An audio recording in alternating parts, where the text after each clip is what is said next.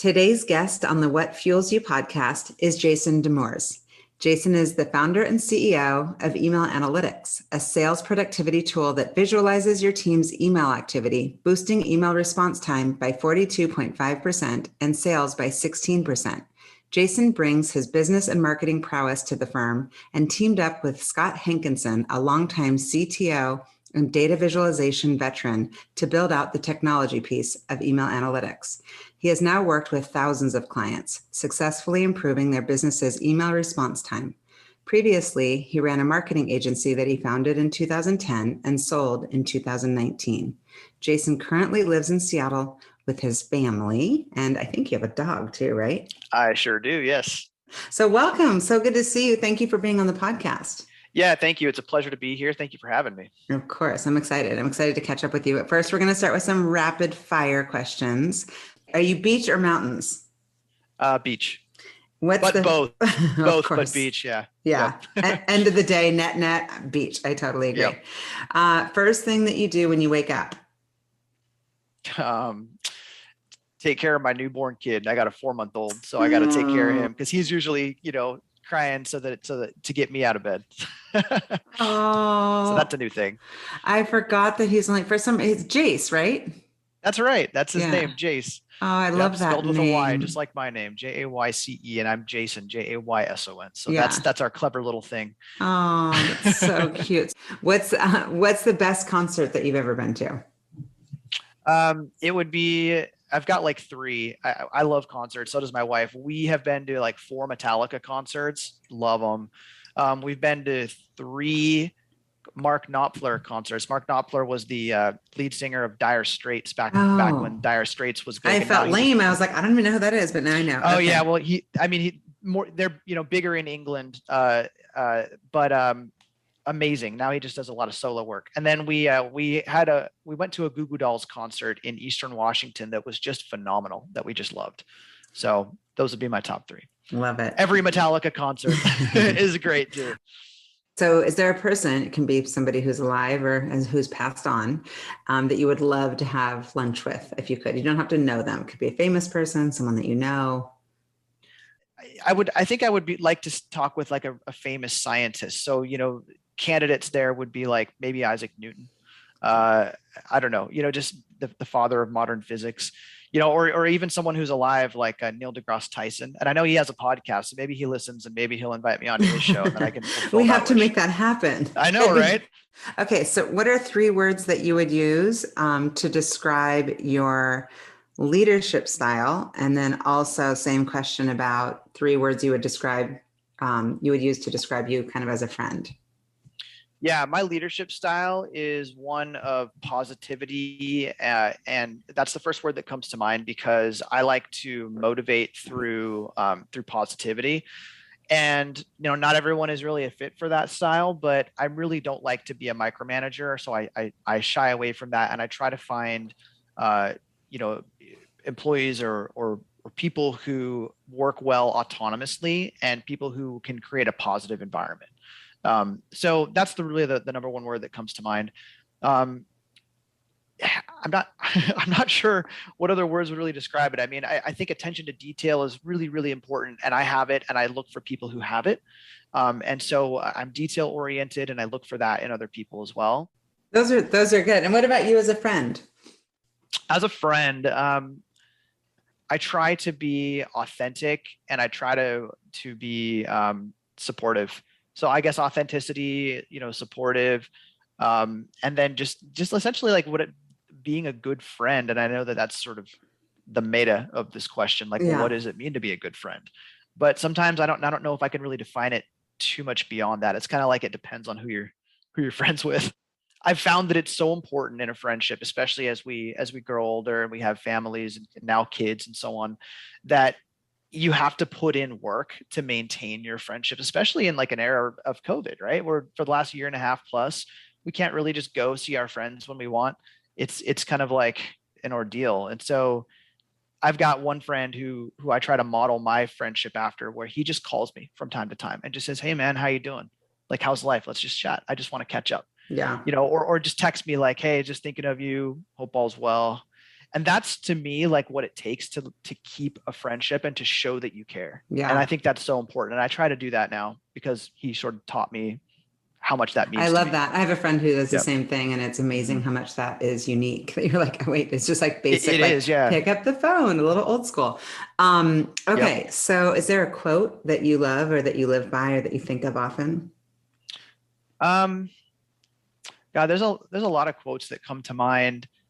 I feel like one that and this is maybe a little depressing, but one that comes to mind often just is, if you're going through hell, keep going. And I think Winston Churchill said it. And it's not to say that I'm always going through hell, but we all go through challenges. And especially with COVID, we're all going through hard things right now. And we're seeing family members go through things. And so that's a quote that often comes to mind. And it fits with one of my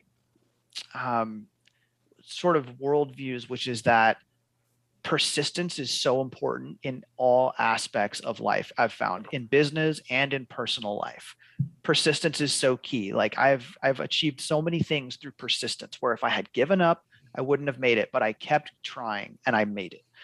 And so that kind of is why I like that quote, because if you're failing or if you're going through something difficult, just keep going, just keep trying. You will make it through. You will get what you're trying to get. Yeah. So I think that's why I like that quote. Great. Are you an introvert or an extrovert? I'm going to guess on this one.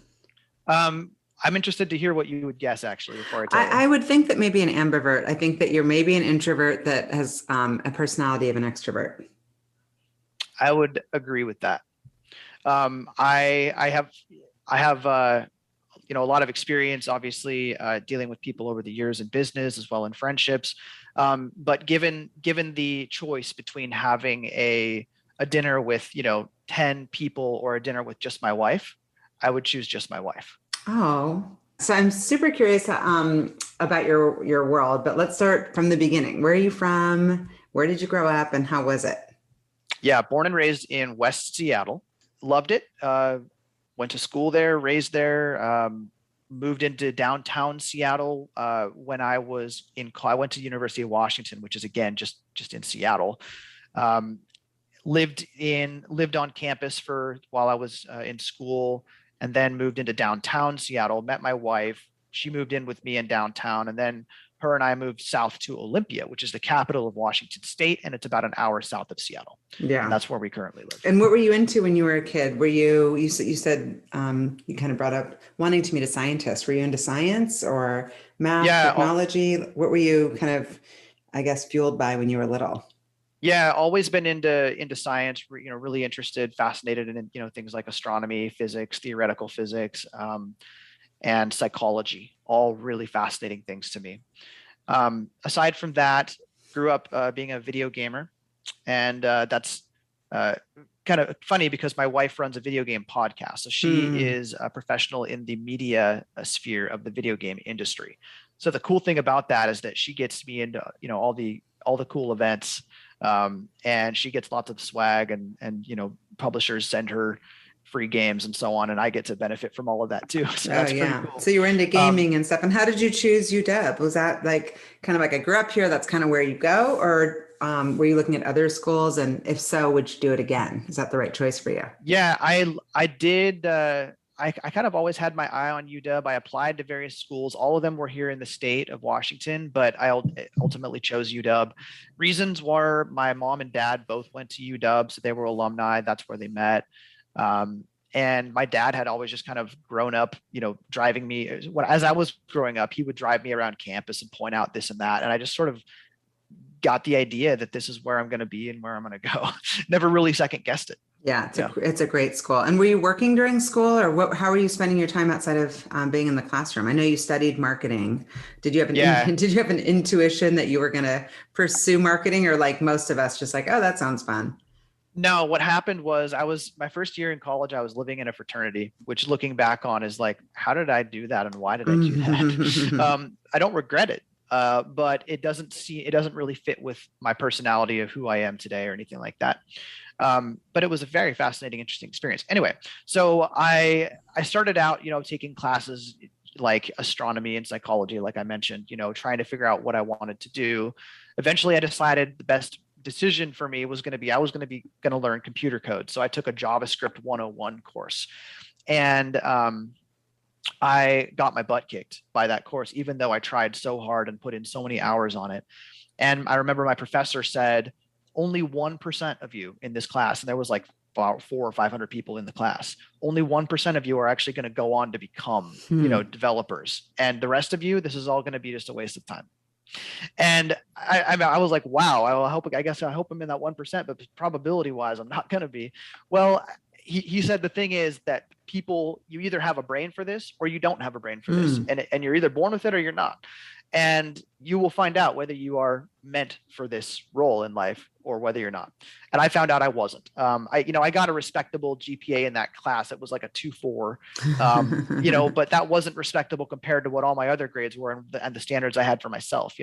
I was like, I need to be at least like a 3.5. But 2.4, and I put so many hard work and hours into that course. I kind of realized, I kind of came to a turning point or a fork in the road. Like, what do I do? Do I keep pursuing this? Or do I take my professor's advice and say, look, this is probably not for you? And I remember being in the frat, one of the older guys who had graduated told me, he was kind of like an advisor to the guys in the frat. And he said, Jayson, the route that I went was business administration. And, all those guys who went the coding route, I'm their boss. I tell them what to do, and I make more money than they do. And that for me was like a light bulb moment. I was like, well, I mean, money is good. And being a boss would be better than not being a boss. So maybe I'll look into this business thing. And so I started from there. I started taking business courses and I loved it. I was really good at it. I started taking management, courses, marketing, and so on, and sales courses. I loved them. I performed really well in them. And I sort of just knew that was going to be my path. Started taking internships in college that had to do with business consulting. I took a job as the manager of the local campus bike shop, which had never been profitable. And in the first year that I ran it, I made it profitable for the first time in its 20-year history. And I knew, I was like, okay, I'm actually pretty good at this. Like I had a feel for the numbers and revenues and expenses, how to get more efficient and how to make customers happier, how to market things. And I just liked it a lot. Yeah. And that led to my first role outside of college into business marketing. And then my career took off from there. Yeah, it's been taken off from there. And your first kind of entrepreneurial endeavor, was that your Audience Bloom when you started that company? Yeah, that's right. That was in 2010. And what problem were you solving with that business? And what was the ultimate plan with it? And did you kind of meet where you were trying to go? Yeah. So if you remember back in 2010, that's right around the time where Twitter was starting to become pretty big. It was actually a little earlier than that, but I had become good with using Twitter to connect with people, sort of leverage it for getting visibility from a marketing perspective. And I was doing a lot of testing and things like that with Facebook as well at that time. And what I learned was we can use social media like Twitter and Facebook to get eyeballs on brands, products, services, and drive sales. I said, I can help companies do this, and because I know how to do it. And I think there's a lot of people who don't know how to do it, but I could show them how, and I could charge some sort of fee. And so I thought, what would be a good name for a business that would help people get more audience, to their brand or their products? And so I typed in a whole bunch of names in GoDaddy, and what I came up with that was available was Audience Bloom, and I liked it. So I bought the domain. Now, Audience Bloom, so it originally started as a social media agency where I was just handling Twitter and Facebook campaigns for my clients. But I was also really good at SEO, search engine optimization, because I had always had an interest in that. And I had been doing a lot of it for years while I was in college and doing the internships and so on. So I started to talk to my clients about, hey, social media is great, but also have you thought about SEO? And when I told them, like, yeah, I can get your keywords ranked, number 1 or 2 or 3 in Google, and you only have to pay me if I can do that for you, their eyes lit up and they said, yeah, let's do that. Like I definitely want our company to be ranked up there in Google. And then I was able to do it. And so that led to word of mouth referrals from my first company to the next, that one to 3 more, that one to 2 more, that one to 4 more. And it just grew from there. And so really what I found was, yeah, people are interested in social media, but where the money is and where the real interest is in SEO. And so Audience Bloom sort of took this natural turn away from social media, and we really started to focus on SEO for our customers. And that was sort of how it grew in that direction. And so if there are people, Jayson, that are listening that are trying to, do what you're saying, like get their companies up there, what are the first kind of 3-4 things that you make sure that they're doing to begin with? When you say up there, like are you in talking Google, about like get ranked? Yeah, Google? Get ranked in Google. Like, yeah, isn't it like really, really hard and time consuming? Yeah, I mean, it is depending on what niche your business is in and what keywords you're competing for. And there's like literally hundreds of ranking factors. But in terms of what's most important, I mean, it's going to sound generic unless people aren't too familiar with SEO, but you have to have a really good quality website. And on that website, you have to have good quality content. What do I mean by that? You have to have either text articles or informational blog posts or videos or so on that is really useful and valuable and targets each page should target one specific keyword. And what do I mean by keyword? Well, here's an example. My very first client was a dog food company, and it was actually the same dog food that I fed to my dog at that time. And the way they became my client was I was at a street fair and I saw their tent, and I walked up to the owner of the business who was at the tent, shook his hand, and I told him I can help you out. And the rest is history. That's how he went on to become a client. Anyway, it was a raw dog food company. And so he really wanted to have his company ranked for the keyword raw dog food. It's a very specific niche of dog food.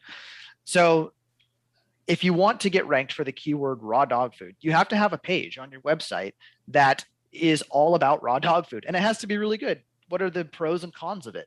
What are the risks, the benefits, and all these other things? Then it has to have inbound links to that page. Inbound links are when any other website puts a hyperlink that you can click on that links to that page. Those inbound links are seen by Google as like votes. They're like votes of authority or trust. The more of those you have and from whom they come from are what largely determine your rankings in the algorithm. So how do you get inbound links from other websites? That's a whole podcast in itself. And that's actually where we made most of our bread and butter revenue at Audience Bloom, was helping our customers get inbound links, because that's the biggest piece of the algorithm. And how do you do that if you don't have like partnerships? Because wouldn't that just come from like some sort of partner promoting your raw dog food business? Yeah, I mean, that's one way you can do it. Another way you can do it, and this is, Shauna, you probably get 1,000 of these. I mean, not 1,000, you probably get like half a dozen of these a day, but do you get all the people who reach out to you and say, hey, Shauna, great website. Can I write a guest post for you on your website? Do you see those? Yeah. Yeah. What they want to do is they want to give you an article that has a link to either their own website or their client's website in that article. So what happens is, you as a website owner might say, cool, it's a free article, I don't have to pay them anything for this, and I get to post something on my blog. And what they get out of it is that link. Okay, so if you ever see marketing those emails, is so complicated. I'm realizing like we've never really done, as you know, because we've talked about this, like we've never really done a ton of marketing, and we're suddenly starting to do a little bit. And there's so many different strategies and different, just different ways to approach it. Yeah, there really are. And, getting inbound links is probably the most difficult aspect of ranking your website in Google, but it is also the most valuable. And that's why there's a lot of money to be made in that niche. If you can help your clients get those links, which is what we did at Audience Bloom, we would form partnerships with various, publications, and then we would facilitate those sorts of transactions. Super interesting. So how long did you have that company, and then why did you sell it? Had it until 2019. And I sold it because I was honestly I was getting burned out of being in the industry. The industry changes quickly and it changes super fast. And I was just losing my passion for it. Mm, And I took a self-assessment and I found myself just sort of coasting. Like the money was great, plenty of money was coming in, but I wasn't I wasn't competing anymore. And I mhm. felt like I had lost my sort of burning passion. I wasn't working on anything new. I felt like I had beat the game, if that makes sense. Mm, And I knew that if I just sort of if I didn't keep at it and keep working on the business like I should, then the business was eventually going to get overtaken by competitors. And I knew I either needed to light a fire under my butt and get working on it so that that wouldn't happen, or I needed to sell it while it had value. yeah. And so I opted to sell it. And that's the reason is because I love to build things. Like I'm building email analytics and I love it. I work on it every single day and I'm always having new ideas. And I love the process of building something and seeing my ideas work out and Yeah. seeing these wins.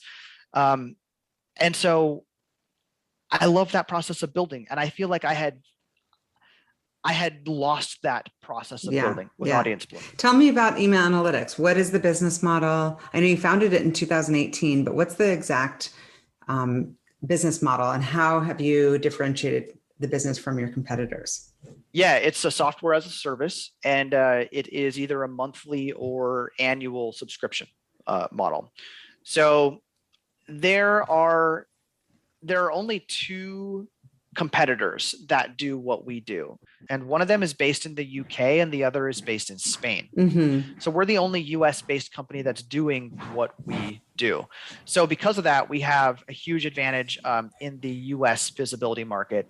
In addition, we have me, which is an SEO expert of 10 years, coming, or 10, 15 years actually, coming from this agency world. So I know how to get traffic to my website. And so when you look at the traffic graphs of emailanalytics.com compared to these competitors, it's not even close. I mean, it's completely different leagues. So we're getting all this visibility, and we're turning that visibility, obviously into free trials and then sales. Yeah. And so how did you go about funding it? Did you fund it out of the profits from selling Audience Bloom, or have you gone out and raised capital? So far, it's been 100% funded out of the profits of Audience Bloom. So I've entirely bootstrapped it using the profits from that sale. We are currently working on raising. So it's the first raise, and so it's my first time going through that sort of process, because I've been through a sale process, but that's not a raise, and so I'm learning the raise process now for the first time. So it's all quite interesting to me. But yeah, that's the status we're in right now. Yeah. Awesome. Love it. Yeah. So I read that it's kind of like Google Analytics for email. Is that an accurate way of Absolutely. summarizing it? So here's the thing. When I was running the agency, we had about 20 or so employees and contractors, and they were all remote, 100%. Everybody was fully remote, spread around the world. And what I found while running the agency was that email activity was highly correlated with productivity. What I mean by that is that if my employees weren't emailing, they weren't working. Why is that? It's because with the agency, so much of the work came down to communication and coordination. Whether me and my employees were dealing with vendors, partners, leads, customers, prospects, any other type of stakeholder, there was constant communication going on throughout the day. And so if somebody didn't have enough to do, that would be reflected in their email workload volume. Well, at that time, the only way to see how much email was going in and out of somebody's account was to literally go log into their email account and then start looking through it, just like thumbing through it and seeing, okay, who are they emailing? When are they working? What time during the day? How fast are they responding? But that was that was just a bad process, because you had to wait until that person was offline, and then you had to just sort of manually get an idea of it. Well, it's also just like the privacy issue and trust issues. Exactly. Because when you're just looking at the activity, you're not looking specifically at the activity, right? That's right. All I wanted to know was, are my team members busy enough? Do they need more work? Do I need to rebalance workloads? Who's busy? Who's not? And so what happened is I would have a weekly meeting with each of my team members, and I would say, I would ask those questions, and the answer was almost always, yeah, I'm plenty busy. I got plenty to do. But I did have some suspicions about certain people from time to time, where I would be like, for instance, there was once an instance where we had sales for one of my reps had really, really dropped off. But that person was telling me that they were still super busy and couldn't take on any more work. So I needed to reconcile as a manager. Okay, well, what happened? Why aren't these leads closing anymore? Or have the leads dried up? The only way, either the leads have dried up or the leads aren't closing. And I need to know what the answer is. Mm-hmm. So I logged into that person's email account. And what I found was that the leads were still coming in, but that person was not responding to them. As a matter of fact, there was a $10,000 sale, an order from a customer in one of those emails, and it hadn't been responded to in over a week. Oh, jeez.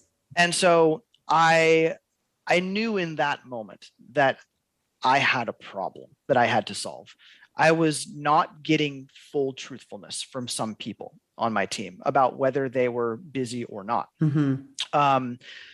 Obviously, I had to make some tough decisions after that. And what I found was that I cannot trust, I cannot rely on self-reporting. Yeah. Self-reporting. I have to, as a manager, I have to see and visualize for myself what's going on and make these decisions. Yeah. Jayson, can I ask you a question about the email part? So it says email analytics, but like there's a lot of talk around like email being kind of antiquated now. Like it's more like Slack and just different ways that people are communicating. Can you analyze like all communication, or is just email? And how are you addressing that question? I'm sure it comes up. Yeah, definitely. So I definitely think that Slack it's a growing role. I myself use Slack for a lot of internal communications, but I also use email. And what I'm seeing is that there's a division where a lot of internal teams are starting to use Slack among themselves in companies. But what we're seeing is that when you communicate externally with other people, that's where email really shines. And so I think that email isn't going away. I think it's changing. And I think that Slack may be eating into email's market share in the sense of internal comms can be better through Slack. But email does have a lot of advantages Slack doesn't. I still send my internal team members emails. For instance, I get an email from a customer. What do I do? Do I type this? Do I type something out in Slack, or do I just forward that email to my appropriate rep? Mm-hmm. I forward it. That's the easier thing for me, and it creates a chain that includes everything documented for my rep to handle.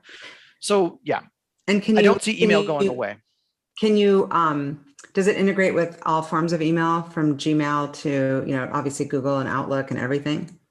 Right now it's Google and Google Workspace, which is formerly G Suite. Mm-hmm. And we're working on our Outlook and Microsoft 365 integration currently. So that's not ready yet, but that is coming soon. And has that been a hindrance to growth at all? Are people pushing back and saying, we'd love to use you, but we're on Outlook, so let us know kind of when you're on Outlook? Yes, that is our number one hindrance to growth. We're bouncing probably 50% of our prospects because we just can't serve them yet. Yeah. And so that's what we're... How are you able to say this 42 and the 16%? Like, how do you measure these results? Yeah, we have the data that shows from all of our customers how fast they respond to emails. And we can also see how fast it takes other people to respond to our customers who are not email analytics customers. Mm-hmm. We compare those two numbers and we can see that our customers are 42.5% faster on average. And that comes out to about 3 hours faster per email that our customers respond compared to people who do not use email analytics. And so why is that? Well, what I think it is psychology. Do you know what the Hawthorne effect is? Okay. So for people who don't know, it's a psychology effect or principle that says that when somebody knows that they're being observed, measured, or monitored, that they will change their behavior, whether subconsciously or consciously. And this effect happens across so many different ways. The way I learned about this was that they were looking at how people walk on a treadmill when they're being observed versus when they're not being observed. And when people are being observed and they know it, and they're walking on a treadmill, they'll actually change the way they walk, and they don't even know it. And so this effect happens also when people know that their email activity is being monitored. And what happens is when they know that, they change their behavior. And what we see is that the behavior change is that they respond to emails faster because they know that they're being measured against that. Now, why is email response time a big deal? A lot of reasons, but a couple of stats. 35 to 50% of all sales go to the vendor that responds first. That's a huge advantage if you can be faster than your competitors on those responses. And if you respond to sales leads in under 60 minutes, your sales close rate goes up by 700%. So it really does matter to have a faster response time. Yeah. Now, how do we get this 16% figure? There is a study that was done that found that certain improvements in response time lead to certain increases in sales, and it kind of goes along the lines of the first vendor to respond gets 30 to 50% of all sales. So we calculated, okay, well, what happens if the improved response time is 42%, and that on the scale came out to 16% on the increase in sales. And what about the counter argument of, nowadays talking about burnout and talking about people saying that with remote work, every, Saturday's blending into Sunday into Monday. And even marketing campaigns are saying like, hold off on sending stuff over the weekends because people are getting turned off by just that 24/7 mentality. Yeah, well, what I've found from talking with my own employees as well as studies is that people love working from home much more than they like working in the office. In fact, people are willing to take a 5 to 10% pay cut to continue working from home rather than go into the office. So people will pay money, in a sense, to work from home. They see it as a huge advantage and a huge perk. But with working from home comes the need for managers and for businesses to have accountability and visibility into the activity of their teams. And I think that people understand that. They understand that there are trade-offs. If I'm going to work from home, and I'm going to use a company email account, I think it makes sense that my manager understands what's going on in that email account. And by the way, at Email Analytics, we're not looking at the content of your emails. We're only looking at the meta statistics: emails sent, emails received, time of day, email response time. Yeah, we look at it a little bit with recruiting. We're looking at measurements of like the amount of outreach on LinkedIn, the amount of interviews, the amount of candidates that you're sending out, the amount of offers those candidates are getting. Of course, you're going to be looking at that, but we're not looking at like, what did you, unless we have to diagnose a situation like, hey, most people are getting 26% response rate, you're getting 3%, what are you writing? And why aren't people responding to you? So, but it does help a ton as a leader to use data to tell a story of where there are gaps. So you want to make data-driven decisions from data-driven insights, and that's how you get ahead in today's business world. Yeah, I totally agree. And a lot of our customers use the tool that way. They'll say, why are our top performing salespeople the top performing salespeople? What are they doing differently? And how can we apply best practices that they have to our lower performing reps? And so it's really good for everyone involved. Everybody's performance goes up.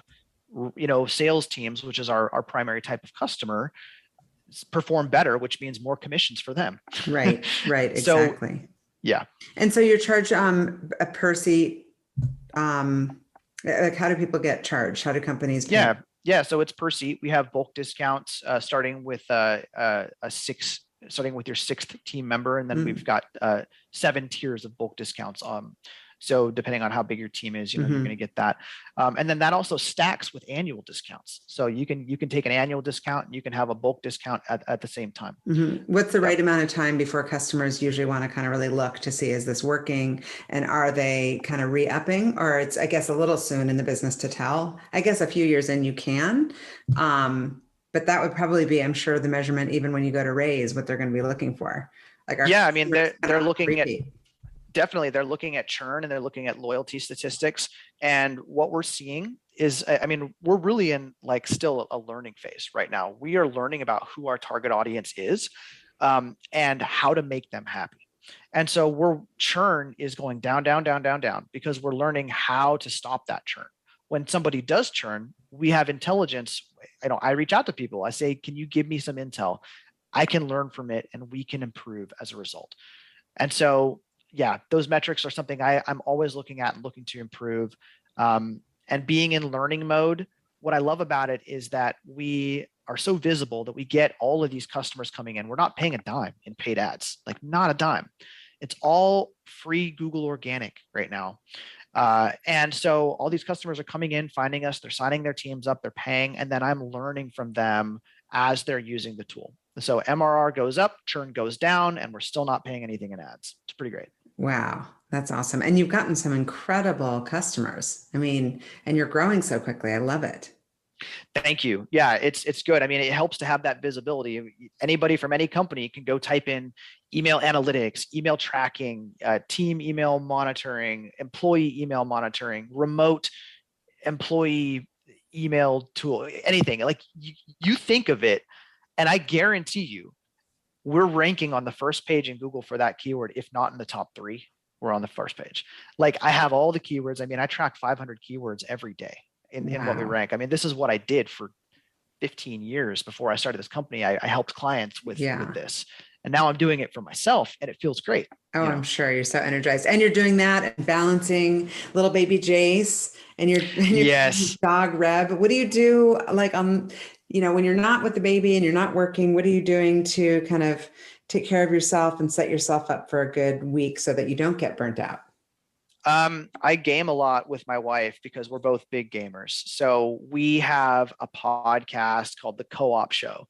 And so we just talk about co-op games that we're playing. And so that keeps us on sort of on task for playing new co-op games and then talking about it together.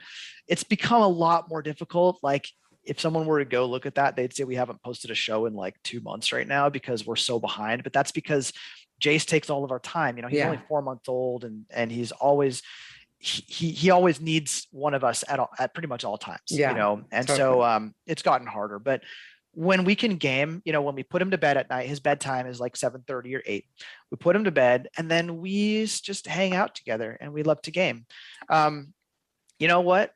I'm 35, and so when Pokemon came out 25 years ago, I was 10. And so I am a first generation Pokemon kid. And so I still love Pokemon, and my wife is 33. And so she was in that generation too. And so we love to just, open packs of Pokemon cards and have fun with that, on a Friday night or something. I'll take my dog out and have walks around the neighborhood with him, Reb. He loves walking. I take him out every day and throw the ball. We love getting outside. Yeah. That's kind of the things we're limited to these days. Well, I get it. You got COVID, but you're doing it. That sounds like a really good, nice, balanced, mellow, but also super engaged world that you're living. So my ultimate question for you is, and I ask everyone this at the end, is what fuels you? What fuels me is, it's the saying that an entrepreneur lives the way that nobody else does so that they can live the rest of their life like nobody else can. So I'm trying to work really, really hard to negate all sort of potential financial issues because I want to live my life traveling, doing, and seeing. So one of the things that really kills me is that for the last couple of years, my wife and I have not been able to do our annual Disney World trip that we love to do. And we love to travel. We love to go on cruises. We love to go see and do, and we just haven't been able to do any of that because of COVID. But once that's all over with, we're going to get back into doing that. And that is what fuels me. I want to be doing as much of that during my life as I can. And so does she. And so in order to do that, you got to make money. That's a lot of expensive trips. And so we got to have a way to pay for it. So that's what fuels me, is the means to living my life the way I want to live it.